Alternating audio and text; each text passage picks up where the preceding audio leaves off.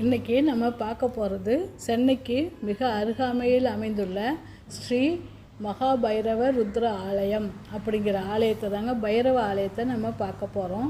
இந்த ஆலயம் சென்னைக்கு மிக அருகாமையிலேயே இருக்குதுங்க. மகேந்திரா சிட்டிக்குள்ளார இருந்து நம்ம போகலாம். அதிலிருந்து கொஞ்சம் தூரம் தாங்க இந்த கோவில் இந்த கோவில் 2 நிலைகளை உடையது.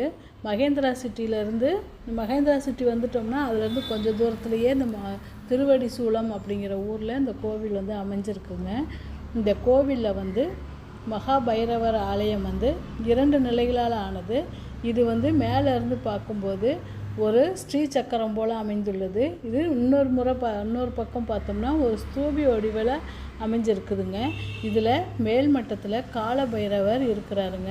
அவருக்கு நம்ம மூலவர் தரிசனம் பண்ணணும் அப்படின்னா 12 படிக்கட்டுகள் அமைச்சிருக்காங்க. ஒவ்வொரு படிக்கட்டுலேயும் ஒவ்வொரு ராசிகள் எழுதி வச்சுருக்காங்க. இதே ஒவ்வொரு ராசிகளையும் நம்ம கடந்து மூலவரை தரிசனம் பண்ணலாம்.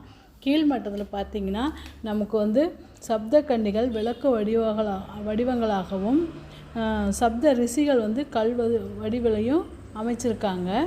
இந்த கோவில்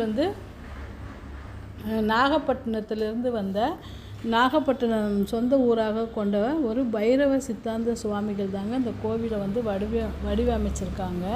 அடுத்து இந்த கோவிலை மூலவர் தரிசனம் பண்ணிவிட்டு கீழே வந்தோம்னா அந்த பீடத்தை சுற்றியுமே நம்ம பைரவர்கள், அஷ்ட பைரவர்கள், இன்னும் நிறையா பைரவர்களை வச்சுருக்காங்க. அதில் முக்கியமானது அஷ்ட பைரவர், அடுத்து சப்த ரிஷிகள், அப்புறம் பஞ்சமுக ஆஞ்சநேயர்கள், பிரித்தியங்கா தேவி, சுப்பிரமணியம், வள்ளி தெய்வானை, ருத்ர விநாயகர், வைஷ்ணவ தேவி, நாக ருத்ர ஈஸ்வரர் இவங்களுக்கெல்லாம் தனித்தனி கோவில் அமைச்சிருக்காங்க. இந்த கோவிலில் திருவோட்டு மரமும் இருக்குங்க. இந்த கோவிலோட தலவிருட்சம் அரச மரங்க. இந்த கோவில் திருவோட்டு மரம் பக்கத்துலேயே சிவன் கோயில் இருக்குதுங்க. இதில் பாதாள பைரவரை நம்ம தரிசிக்கலாம். அடுத்து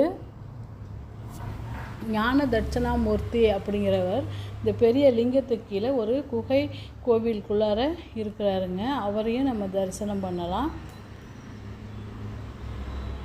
இந்த கோவிலுக்கு உள்ளார விளக்கேற்றக்கூடாது, கற்பூரம் கொளுத்தக்கூடாது, கற்பூரம் பொருத்தி வைக்கக்கூடாது. இப்போ வாங்க நம்ம ஞான தட்சிணாமூர்த்தியை தரிசனம் பண்ணலாம். உள்ளார போய் நம்ம ஞான தட்சிணாமூர்த்தியை தரிசனம் பண்ணலாம்.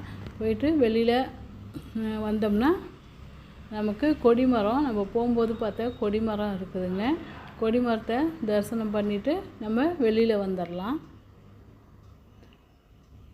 இந்த கோவில் சுற்றுச்சூழல் அமைதியாக ஒரு மலை அடிவாரத்தின் இதில் இந்த கோவில் அமைஞ்சிருக்குதுங்க.